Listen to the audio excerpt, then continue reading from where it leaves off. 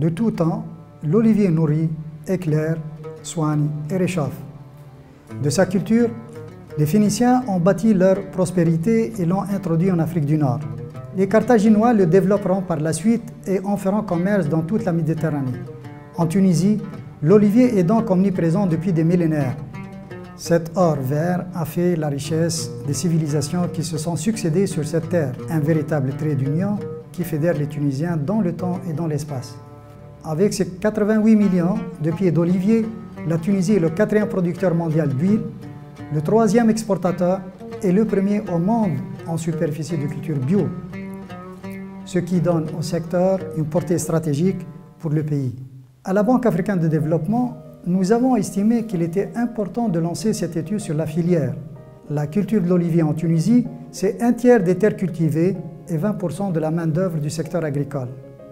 Grâce à sa capacité à s'adapter à tous les environnements, l'olivier contribue aussi à valoriser les sols plus pauvres des régions du sud et de l'ouest. L'huile d'olive, ce sont 2 milliards de dinars de recettes en devises. Elle est en 2e place des exportations agroalimentaires tunisiennes avec 80% de la production écoulée à l'international.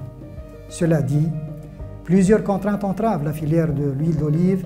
À titre indicatif, les exportations concernent en grande partie l'huile d'olive en vrac avec moins de 10% exportés en bouteille. C'est un important manque à gagner pour le pays.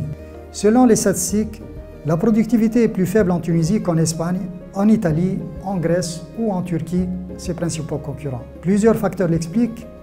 La grande variabilité des rendements en fonction de la pluviométrie, la petite taille de la majorité des exploitations, le vieillissement des arbres ou encore les déficits de main-d'œuvre qualifiée. Il faut dire que la production n'est pas suffisamment valorisée car pénalisée par un manque d'investissement dans les outils de production et de conditionnement. Rares sont les labels tunisiens qui s'imposent sur le marché international. Cependant, depuis de nombreuses années, d'importants efforts ont été consentis par l'État et les producteurs. Des efforts qui ont permis d'étendre les périmètres irrigués afin de les rendre moins vulnérables aux aléas climatiques. Aujourd'hui, pour améliorer le rendement, les agriculteurs accèdent plus facilement aux produits phytosanitaires et au crédit pour financer leurs investissements. Cette étude est le fruit d'une large consultation avec l'ensemble des acteurs de la filière. Elle dégage des pistes d'action et de réflexion, avec 2 objectifs, un meilleur rendement et une plus grande qualité. Premier objectif, améliorer le rendement. Davantage améliorer les techniques de culture, de récolte et de stockage grâce à la formation des producteurs agricoles. Améliorer la gouvernance de la filière en organisant les petits producteurs au sein des groupements et des coopératives pour investir dans les outils de production plus modernes. Arracher les vieux oliviers pour en replanter de plus jeunes, cela permettrait de multiplier par 2 à 4 la productivité. Deuxième objectif, améliorer la qualité ainsi que la proportion d'huile conditionnée. Cela augmenterait aussi le revenu des producteurs, cela permettrait à la Tunisie de capter une plus grande part de la valeur ajoutée. Cela sera possible grâce à la modernisation des huileries aux standards internationaux de qualité et d'hygiène. La réforme de l'accès au crédit et aux fonds publics pour financer l'augmentation de la proportion d'huile d'olive conditionnée, la labellisation et la valorisation des huiles de terroir, la promotion du secteur privé et la valorisation des sous-produits. Les margines, par exemple, peuvent être utilisés comme fertilisants pour le bitumage des routes et ainsi ne plus être une source de pollution.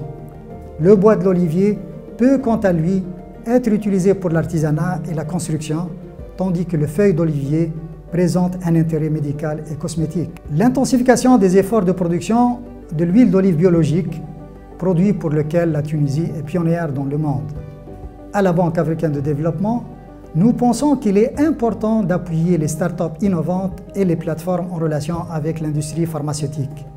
Ces mesures combinées engendreraient une hausse de près de 45% de la valeur ajoutée de la filière, soit en valeur près de 100 millions de dollars par an. L'olivier a été présent tout le long de l'histoire de la Tunisie et fait partie de son patrimoine. Il est aujourd'hui de notre responsabilité de faire en sorte que ce patrimoine vivant perdure et se transmette à nos enfants.